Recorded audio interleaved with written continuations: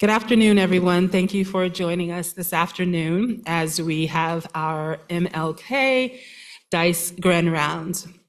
We are really excited to have a week of activities, well, 3 days of activities. And unfortunately, I'm a little under the weather, so I am keeping my mask on for your protection and mine. But we will get through this.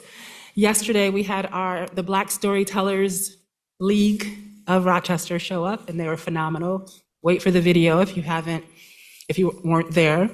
Today, I'll get to today in a moment. Tomorrow, we will have the MLK Choir, and we're excited to have them back.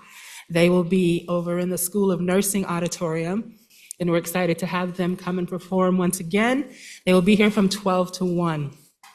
Today, we are honored to have Reverend Wayne Lewis, and he's here today to speak about the hard work of planning for peace.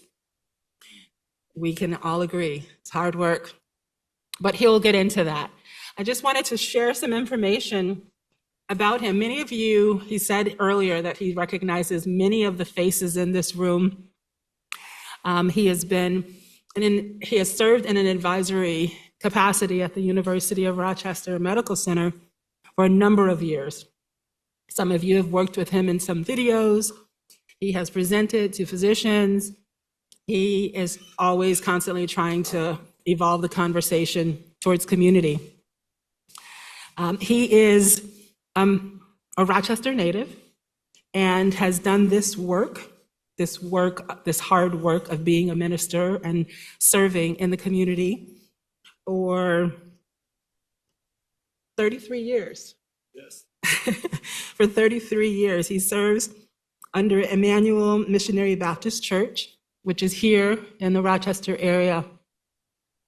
He also has worked with youth in serving in the basketball spaces. He's worked in after-school programs. He's led them, directed them. He has done a lot. And I am going to hand things over so that he can share some of his more valuable work, his work on MLK here today. So please join me in a round of applause as we welcome our guest, Reverend Wayne Lewis.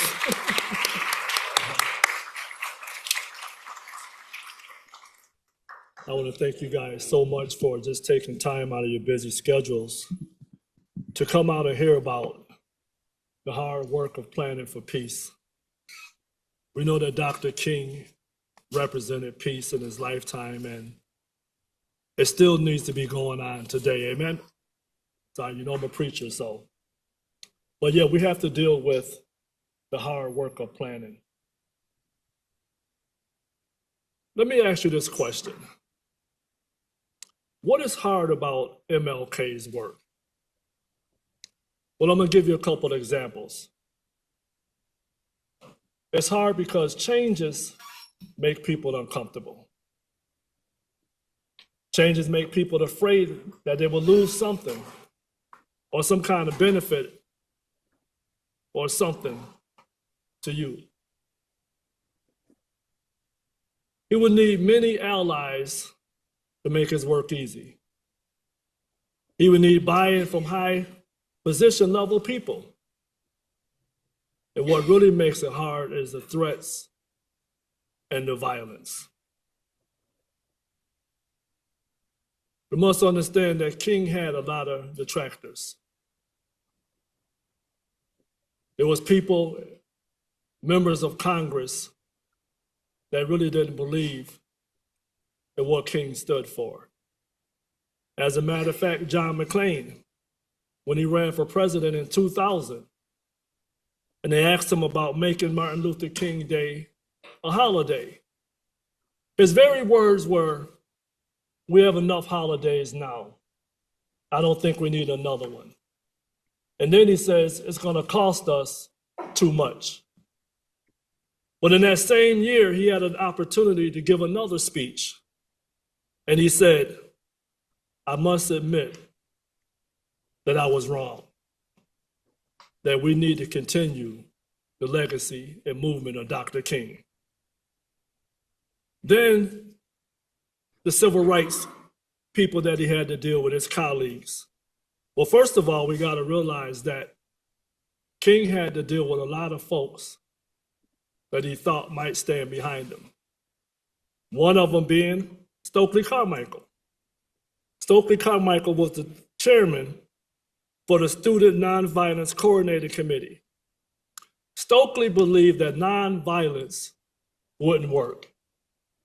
Stokely believed that he saw this firsthand and he just thought it was a Black Power movement. He just thought King was just running his mouth, in other words. King didn't like the slogan of a Black Power movement. And this is what he said. He says, listen, even though Stokely Carmichael said what he said, there's a reason behind it. He said that Stokely Carmichael was a veteran, that he had been in the Army, that he had seen all these battles go on. He's seen all these white folks come in and kill Black folks and threaten white people that was on King's committee. And guess what? Nothing was done about it. Where is this thing that we call nonviolence? King says, well, he thinks that way because he saw it firsthand. And then there was other Black leaders that he had to contend with. He had to contend with Malcolm X. Dr. King believed in his nonviolence role that if somebody slapped you on the right cheek, then you should turn the left one. Well, Malcolm X says, if somebody slaps you on the right cheek, then you should retaliate with violence and take them out. That wasn't what Dr. King was all about. He had other Black leaders that he had to contend with, mostly younger. They thought this nonviolent movement that King was talking about would never work. These young folks believed in retaliating against any violence that came their way. They even said that they thought King was soft and out of his mind, that he had to make sure that he kept a good reputation by trying to stand up for nonviolence when they wanted to retaliate against any violence that showed up in their presence. And then we had some Black and white citizens that were just against King. They were brought up to retaliate no matter what happened. King was trying to teach them that that wasn't the way, that we have to learn how to get along together as a group, that we have to start somewhere, and it was going to take all of us. Well, why do I say that? Let me tell you about an incident that just occurred this Saturday. One of my volunteers was volunteering at the library, reading books to kids about MLK. She was reading to 3-year-olds. After she got done reading, she said, okay, line up, we're going to wash our hands because we're going to lunch. Everybody washed their hands, and she said, okay, now I want you to pair up so we can go to lunch. And right in the middle of the crowd, there's an African-American child and and a white child. And they're pushing and shoving and they're arguing, and she's going, what's going on back there? And the little Black girl says, he doesn't want to hold my hand. So the volunteer says, why do you want to hold her hand? He says, because she's dirty. And the volunteer says, no, she's not dirty. I just watched all of you guys wash your hands. He goes, no, but that's what my mommy said. So this lets us know that we have to be ready to stand up for this thing that's called racism. We must understand, listen, we're born with certain characteristics. You get some from your father, you get some from your mother, some going to be short, some's going to be tall, some may walk funny. These characteristics come. But some characteristics we don't get at birth. Racism and hatred are taught. And they're taught at a young age. So in order for us to continue this movement that Dr. King was talking about, it's going to take all of us joining together. And it's going to take all of us starting with our young people. Dr. King had to face a lot of obstacles when it came to peace. Intolerance to change and ignorance. Listen, folks don't like change. When you're used to doing things the same way all the time, you think you're doing them correctly. Well, I hate to tell you, sometimes doing the same thing over and over isn't the correct way. We as a people have to start getting out and having a change of heart. We have to get out and start realizing that it's going to take all of us if we're going to stand up for right. It's going to take all of us getting out and talking to other folks and trying to get an understanding of who they are and what they are, and not dislike them from a distance. You heard Dr. Anderson say that I've been around this university a long time. One thing we got to realize when it comes to change, we have to know how to, first of all, change our body language. I don't know if you realize, but your body language can say a lot to a person. How about your eye contact when somebody walks into the room? Do you realize that body language, eye contact, and even the tone of your voice can show racism? We have to find a new way of communicating with people. Let me ask you this question. If you were in trouble and you were going through something, would you want somebody to step up and help you? That's why it's important that we have to get out and start helping other folks. Folks that don't look like us, folks that don't talk like us, and especially folks that don't live around us. Why was it so hard for Dr. King to get peace across?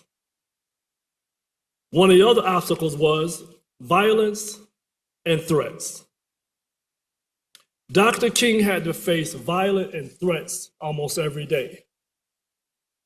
He had his house bombed, blew up. Then he had his house burned down. Then he got threats, not only on his life, but folks threatened to kill his wife and kids. And then, not only that, while he was out one day, he got stabbed. But yet, he stayed on the battlefield for you and I to make sure that all people could be treated equally, that all people will have an opportunity to show peace. And how did he do it? He stood for what he believed in. He didn't let nothing deter him. He was discriminated against. You ever been to, well, he was discriminated against because of what he thought. He was discriminated against for what he believed in and what he stood up for. In today's society, a lot of us are going through the same thing. If you're afraid that your colleagues or other people may look at you differently because you're willing to stand up for right, then you have a choice to make. Are you going to stand up for right? Or are you going to do what they want you to do to please them? We can't do this by ourselves. King became exhausted when he was trying to make sure that he was dealing with civil rights for everybody. Could you imagine marches after marches after marches? Find yourself having slurred remarks shot at you, bottles and cans, but he stayed there. Could you imagine how exhausted he was, not turning down any engagements, going to let folks know that, listen, I'm here, I'm standing up for you. I need you now to stand up for what you believe in. He was exhausted, going from campus to campus, exhausted, fighting folks that didn't believe in him. But he never stopped. I believe if King was here today, what would he say about us? What would he say about what we're doing? I wonder if he'd be pleased. But one thing I'm glad about is that Dr. King realized that he couldn't do it by himself, that he needed some allies, he needed some people in high places. This work that he was doing, I want you to understand, it wasn't easy. It took time. Howard Thurman, who was a close friend of Dr. King's, it took Thurman to get Dr. King to realize that you had to swallow your pride. You had to make sure that you started living your life in a way of nonviolence. Do you know how hard that is? When you're brought up in a family or community where there was always violence, somebody did something to you, you were supposed to retaliate, and now somebody's telling you can't think that way anymore. It has to be nonviolence no matter what they do to you. Don't fight back. He learned that from Dr. Thurman. And he needed help because Diane Nash, she was the one that went out. She worked with King. She wanted to make sure that she took on the role of making sure that we can sit at the same lunch counters as whites. King couldn't do it by himself. We can't do it by ourselves. But if we all work together, we can combat this virus called racism. That we can come together and show folks peace and love by being one community. And all the only thing a community is a bunch of folks that's come together striving for the same thing. We need to come together as a community. And I know some folks are probably saying, well, you know, I can't do much. But I tell you what, if you take your little bit, and she takes her little bit, and he takes his little bit, and everybody puts it together, we can create a lot. He also needed some church leaders. And we're not just talking black church leaders. He went to synagogues, he went to all places, talking about nonviolence. He wanted to get his point across that, listen, even though we may be serving in different religions or come from different places, we all want the same thing. We want to be able to walk the streets and not be criticized. Want to be able to walk and work right next to our other colleagues and be treated the same. He had to get this across. He needed some political leaders. When Dr. King got arrested in Birmingham, Alabama, shot in jail for doing a march, JFK heard about it.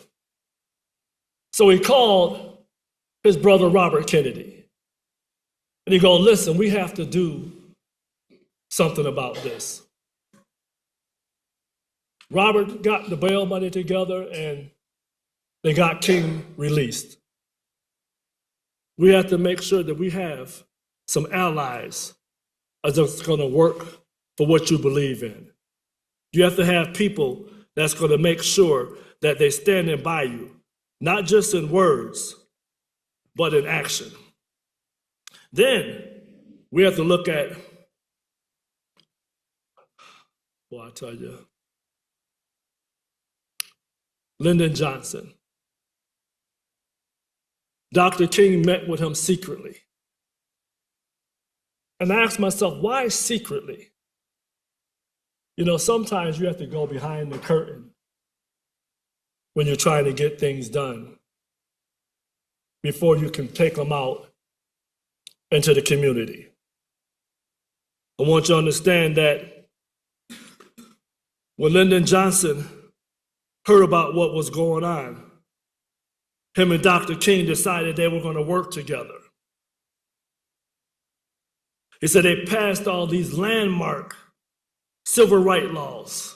In 1960, Johnson signed the Civil Rights Act of 1964, the Voters' Rights Act in 1965, and the Civil Rights Act in 1968. Dr. King needed help. He had to make sure that he had people on his side that were going to help, that was true to the cause. And then if we notice, the next one says, just citizens.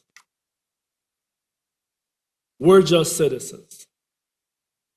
We have now a responsibility to make sure that we carry on this legacy of Dr. King.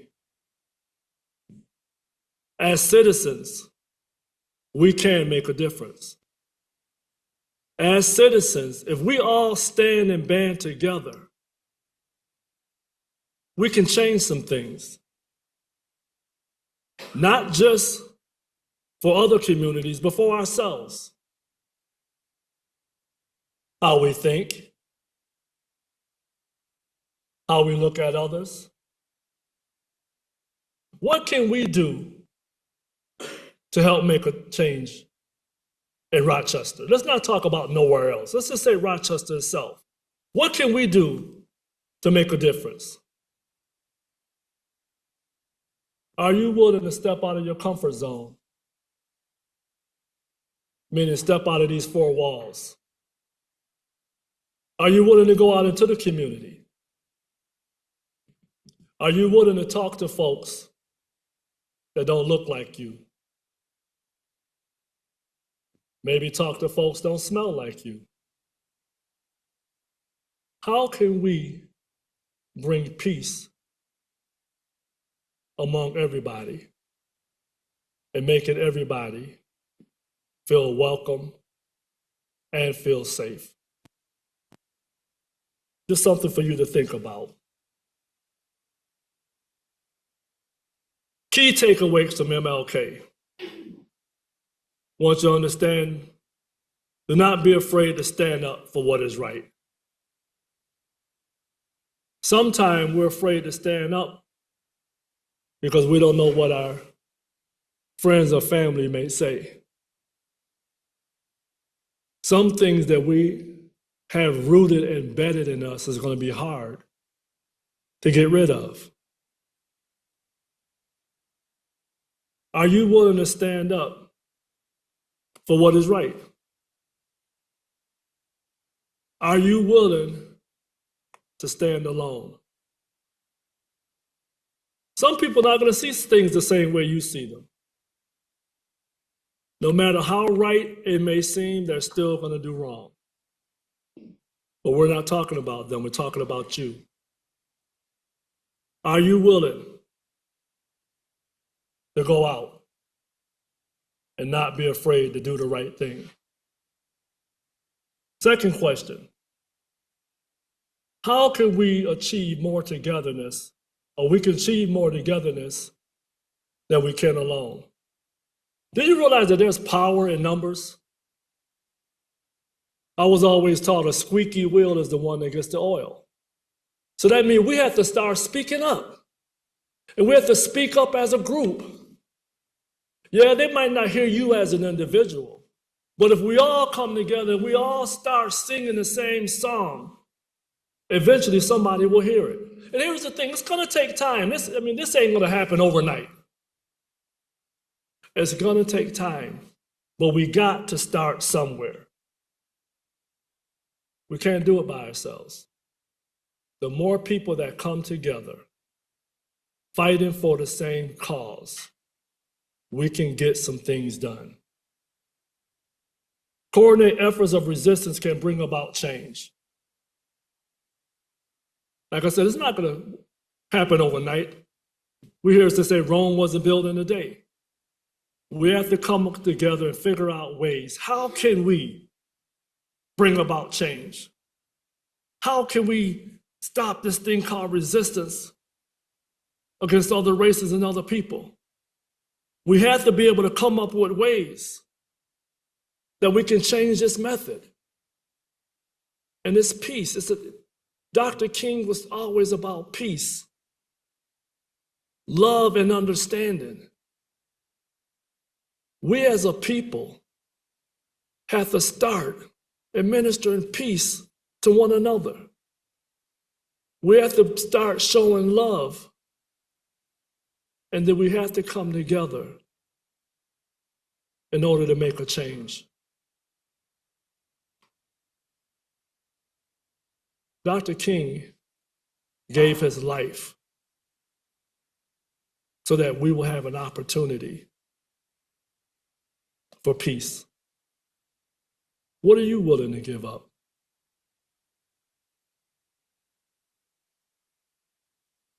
Then you got to remain steadfast. Don't fall by the wayside when things start getting hard. Don't give up if you don't succeed the first time. Stay in there. Learn from our mistakes so that we can do better. Change the way of our thinking so that we can see things differently. I even tell folks sometimes, close your eyes and just see through your heart what is right. Allow your heart to be your guide. Allow your heart to lead you and guide you to do the right thing. And then you got to stay true to the cause. Staying true to the cause, meaning that you're going to put 110% in your efforts to make sure that you help us or help everybody achieve this goal. That's called peace. And it doesn't take a whole lot. What it takes is a different way of thinking, different way of feeling, showing respect for one another. It took us, it took a lot for hatred to start. It's going to take a lot to get peace back where it needs to be. This thing that we're dealing with in today's society hasn't just started. And if you ask me, I think it's going to get worse. It's because we're not banded together as a people. We have to come together and figure out a true way that we can show peace, not just on our jobs or in our household, but in the communities that we live. Serve others. How can we serve others? You know, I was looking at this MLK, and it says a day of service. Well, yeah, it's good to have a day of service, but we need to adopt a lifestyle that we're going to do or put into our lives for every day. Why don't you come together and Start your own volunteer pool. Go out and start a peace garden in a community. A place where folks can come and sit and talk and be peaceful. And I heard sometimes they grow vegetables, so you'll be help feeding that community. We have to be able to, sometimes we need to go or get outside of our four walls, and why don't you go volunteer at a soup kitchen? Feed the hungry. Watch them as they come through. And when you pour that cup of soup or you give them that sandwich and you see the smile on their face, you'll be able to think differently. Here's something I was talking to a young man about. He said, Reverend, says, I saw my doctor the other day. And me being naive to the fact, I said, oh, well, how's he doing? Said he's still in bad shape. I go, what do you mean? He say, he was homeless, sitting up under the bridge. I'm like, what happened? He go, I guess work might have got too hard and he got hooked on pills and one thing led to another and now he's on the street. Have you guys ever heard that one? Friends' people's lives change because of circumstances. And I told him, I said, well, did any of his colleagues come looking for him? Anybody come to give him some help? He said, Reverend, I don't know, but every now and then I stop by and take him a sandwich. What can we do to help serve others? We need to get out there and start doing. Take your kids to the library. Start reading books about MLK and the struggles that he went through. And most of them probably never been in the inner city. Bring them in the inner city. Let them see what life's all about. And then maybe they'll start appreciating where they're at. And maybe they'll want to help somebody else. We have to adopt a lifestyle that we want to help folks. We have to adopt a lifestyle of peace. And then we have to also adopt a lifestyle of understanding. But before you can adopt that lifestyle, and I hope this don't hurt anybody, you got to search yourself. You got to figure out what's in you. Are you able to do this? Is there any deep-rooted things that you need to get rid of before you can serve? Is there any things that's in you that's stopping you from helping somebody else? Is there some things that you were taught that now you hear about MLK and all these things that you just can't get rid of?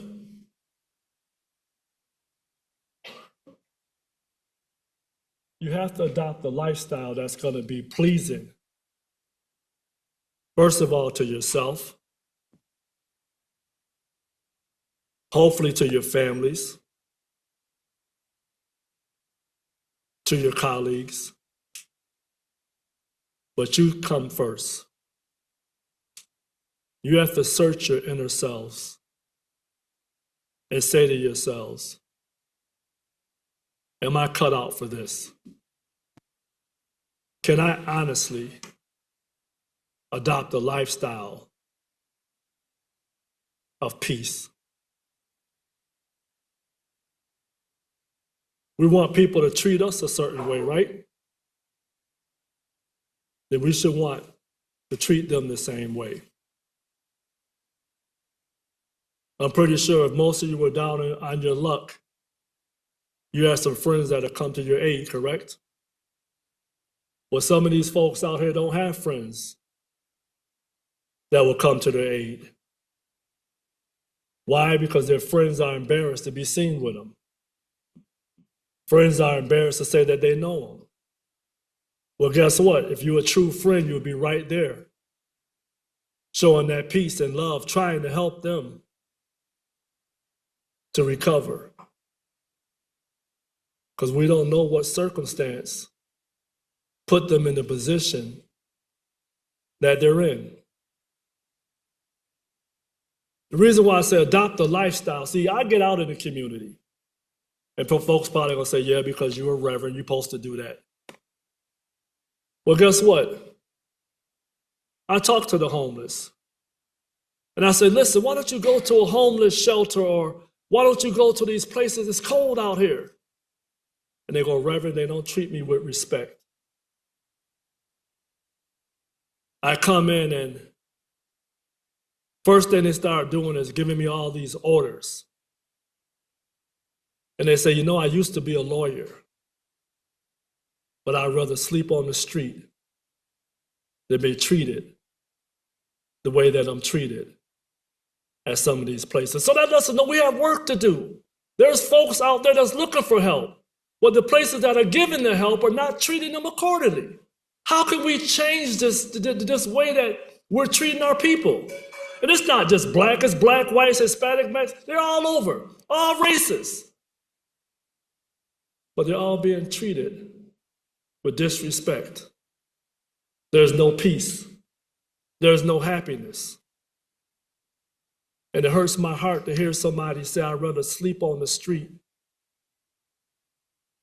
And whether that's 0 degrees below, they go to that place and be treated like that or humiliated.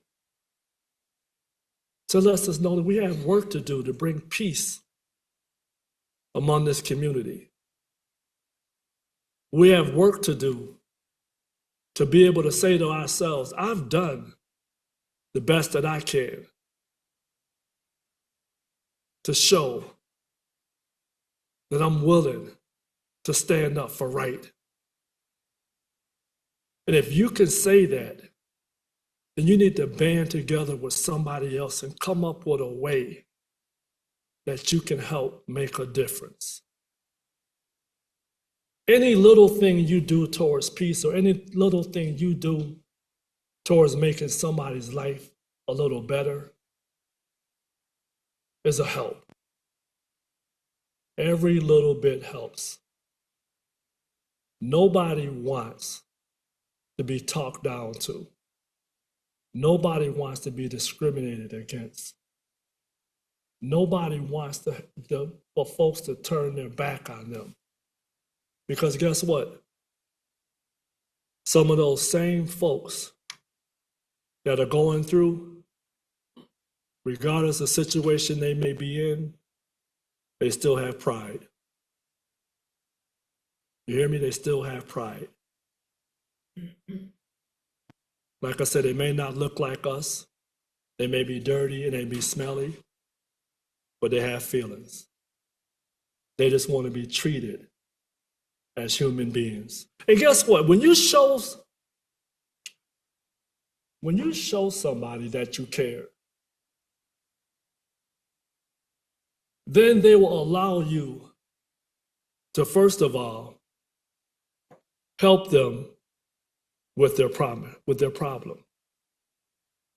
If you can take care of a person's problem, then it's much easier for you to be able to get to their soul. A lot of times we'll say, okay, yeah, I'm just here to take care of you mentally or physically. But what about mentally? How do you know where they came from? How do you know what they're going through? How do you know what their circumstances are? We don't take time out to sit down and talk to folks. We hear their problem, and we think we have the answer, but it goes deeper than that. We have to first know how to gain their trust, and we gain their trust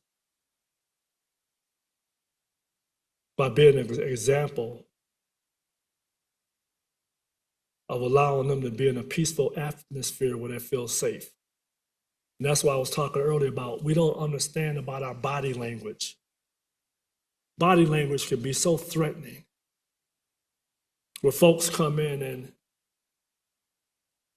they sit down and they watch you correspond with another patient. And then when it comes to them, the way you look at them, maybe fold your arms, and now you start questioning them. How do you think that person feels? Never crossed our minds, right? That's why I said we have work to do. We have to adopt a lifestyle that's going to be inviting to people. Treat everybody the same. And don't allow fear, hatred, and racism enter into your mind. Remember that everybody has feelings. And most folks that we meet out there in our community, they've been through a lot. It's going to be hard to change their mind and say, I'm here for peace. I come because I want to help you. 9 times they're going to say that, well, that's what the other person said too. And they dropped the ball. So I just want to say to you today that we have a lot of work to do. Even though we're in this facility, and yeah, we help people medically, but we need to get out there and deal with folks. See how they're living. And I'm not saying you got to get out there and walk around and say, hey, excuse me, how you living? How's your... No, drive through the city sometime. Just see some of the things that's going on. Little girls, I didn't mean to say this, but I'm going to say it. Little girls standing on the street corner, can somebody help her? Or do you just drive by and turn your head? Little kids walking home from school, no coats on. Not my problem, right? How can we help our community become better? It takes the little things. And if we do the little things, then the big things will become easier. Why? Is because we're all banded together as a unit. We're making a difference one step at a time. And we're not being, oh, thank you. We're not being judgmental. We're doing it. Why? Because we're making a difference. And we're not looking for a pat on the back. We're not looking to come back to work and say, hey, guess what I did this weekend? I went to the homeless shelter. Yeah. But if you did it through your heart, you would keep it to yourself. Here's the thing. There's so much out there in the community that we all can be doing. There's so much. Folks may say, well, I don't want to go clean up the streets or rake somebody's yard. I do it. Don't bother me. A lot of times they go, Reverend, what are you doing? I was driving by, I saw you had leaves out there, so I just pulled my coat off and I just started raking. How many elderly people, do you know there's elderly folks out there that can really use some assistance? Just talking to them about their medication. Just talking to them, period. That's service, right? We don't have to wait till MLK Day to do that. There's schools that would love to have folks come in and talk about peace, joy, and happiness, and how we all can come together and get along. I do it. I have an open door invitation to every city school in Rochester. You want to know why? Because I was suspended from every city school in Rochester. I'm serious. But it took somebody telling me at a young age, you don't have to be this way. They took me up under their wing. They started talking to me. You don't have to be a thug. You don't have to act like that. You don't have to hate folks. And one day I woke up. I can't hate you because you haven't done nothing to me. I shouldn't be prejudiced towards you. When folks say, well, you should go back to where you came from or I don't know my ancestors. Matter of fact, I didn't even come from some of them places. We have to have a different way of thinking. And you have to know who you are. My kids come on, Dad, they was talking about you. That's why I got in the fight. I said, do they know me? No. So why you get mad? Folks are going to talk when you're doing the right thing. And this is what King wanted us to understand, that folks are going to talk. Folks are going to criticize you. Folks are going to hate you. Folks are going to they're going to hate you. And they're going to want to try to get you to stop. But that should only want to make you to be stronger. It only should make you want to push harder. Do you realize the more you do right, the more people are going to try to stop you? The more you do right, the more obstacles are going to come in your way. Know what that tells me?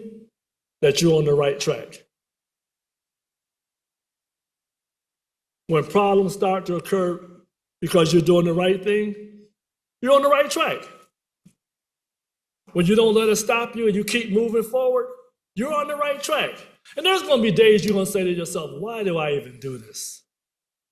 Doesn't seem like I'm getting through to anybody. But guess what? You are. Because somebody's watching you from afar.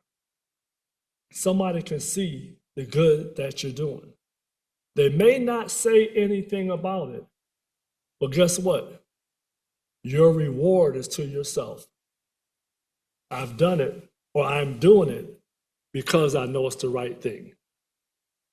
And then, I don't know, for me, it makes me feel better when I do the right thing. I'm not looking for any pats on the back, so I'm not looking for somebody to say, good job. I feel good in my soul. It makes me feel happy that if I can do something for somebody and put a smile on their face, that's my reward. What reward are you looking for?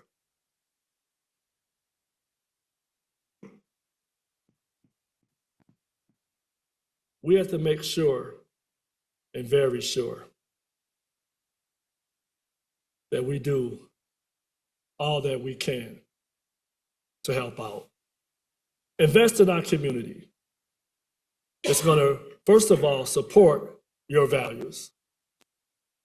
And like I said, you may not live in the inner city. You may be in Fairport or Brighton, wherever you may be.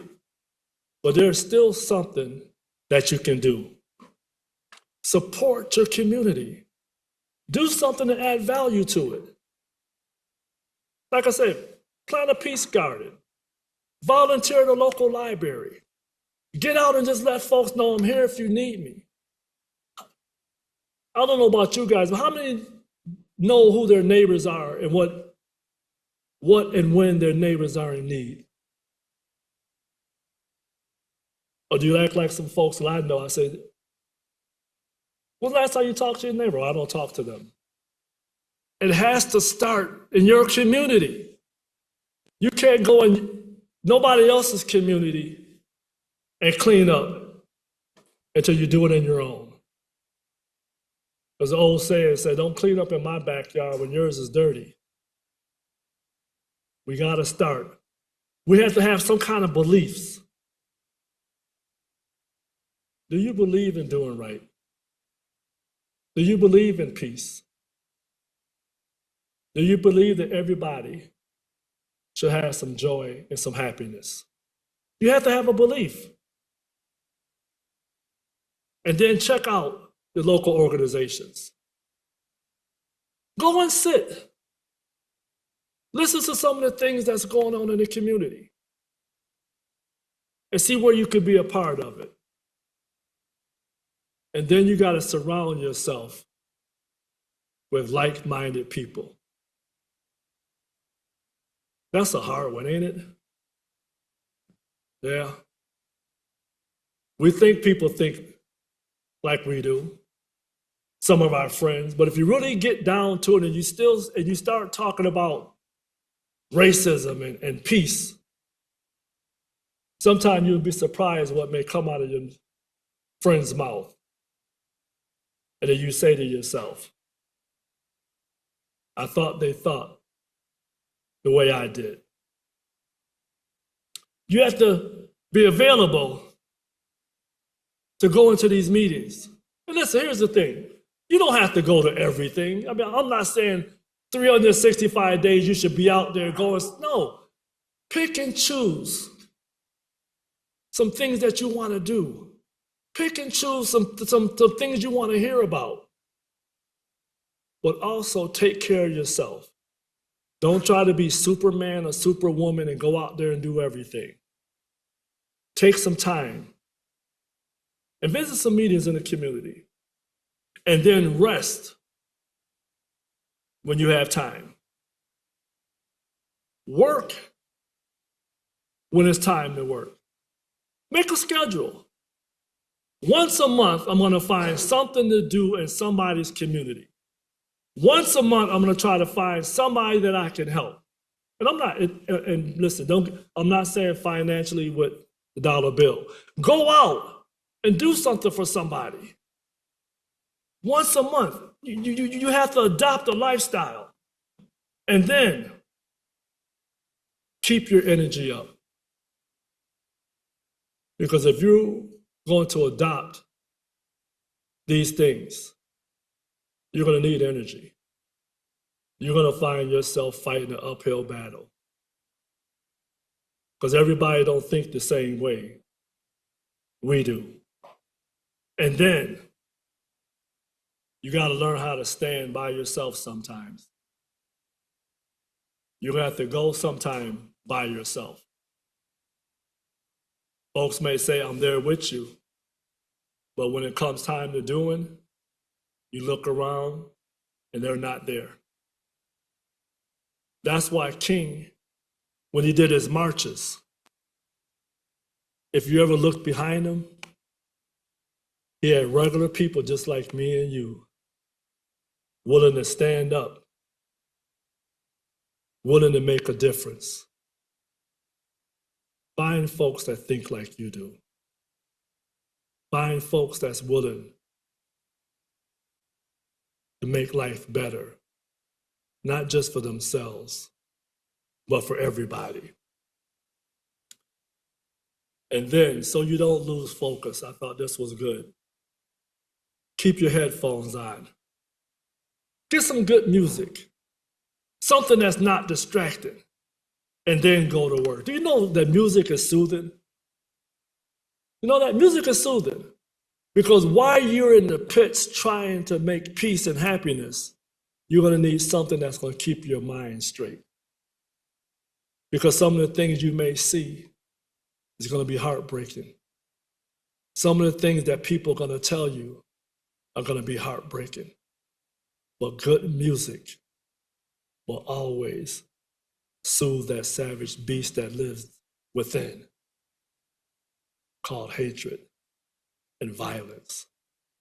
It has a way of just smoothing things out.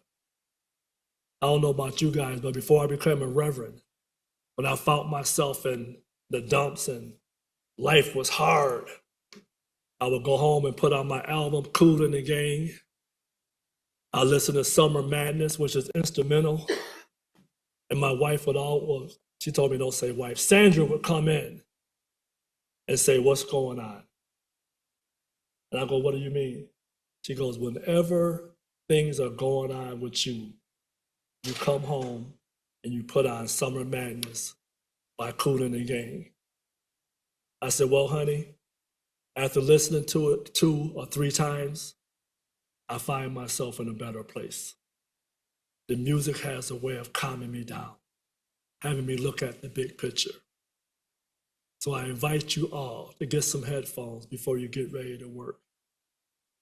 Because I know after today, some of you are thinking, how can I be a help? What can I do? And I'm not doing it for prestige. I'm not doing it to please anybody else. I'm doing it for me. Why? Because it's right. Find yourself a good song. Well, we ran through that quick. Boy. I hope I said something.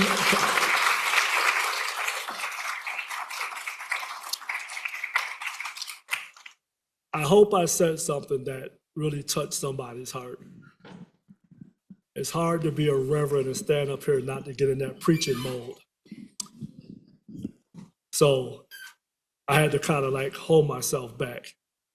But I want to thank you for just taking time out to come. Thank you very much for that. Thank you. Does anybody in the audience have a question or a comment? That was quite powerful. I'm going to post your key takeaways from MLK. I think they're so poignant for today and what's happening in the world today. And your message, or MLK's message of coordinated efforts of resistance, really rings true. And I love the message of servitude. It always makes you feel better. So thank you very much for those words. They really ring a bell, especially as we honor and think about MLK's life and his teachings. Thank you. Amen. Anybody?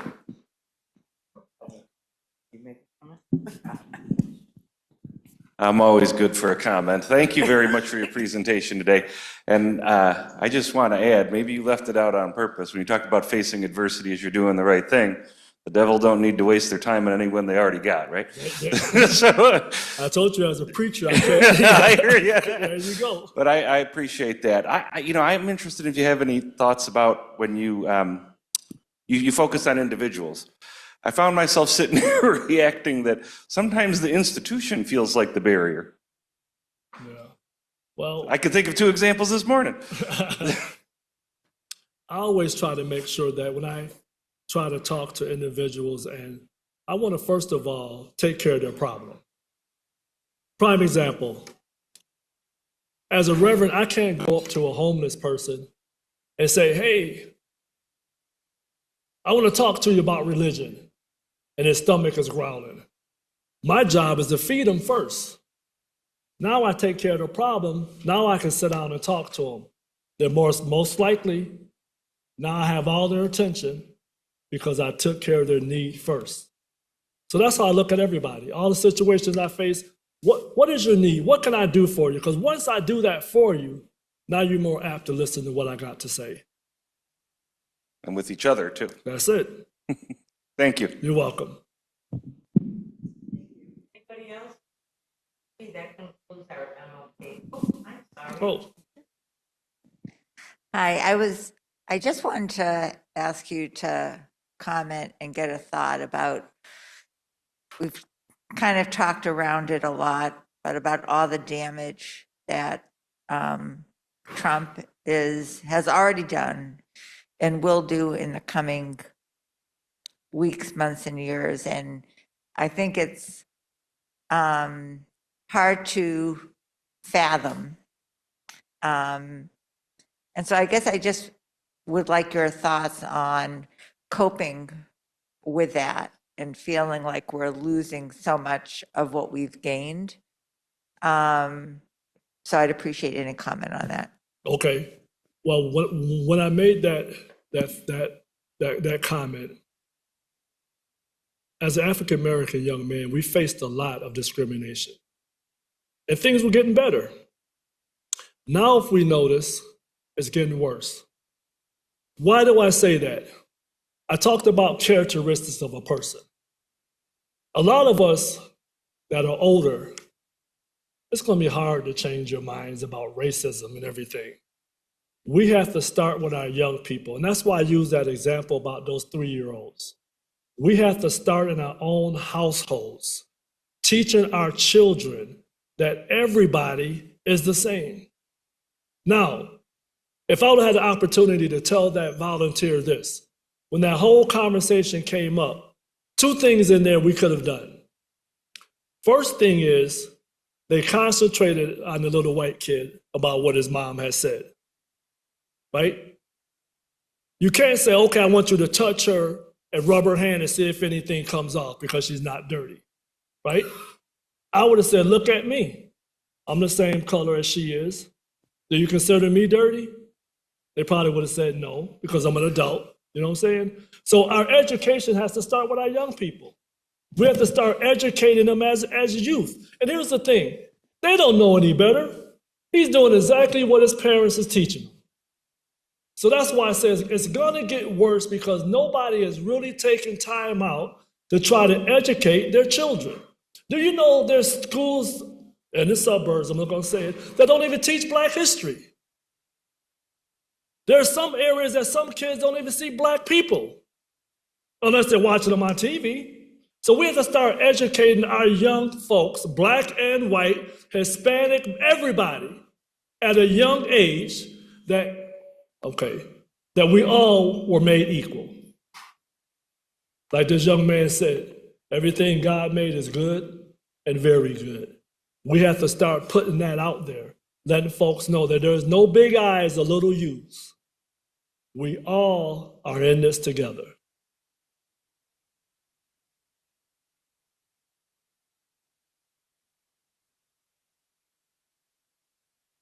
Thank you very much for joining us. You're very welcome.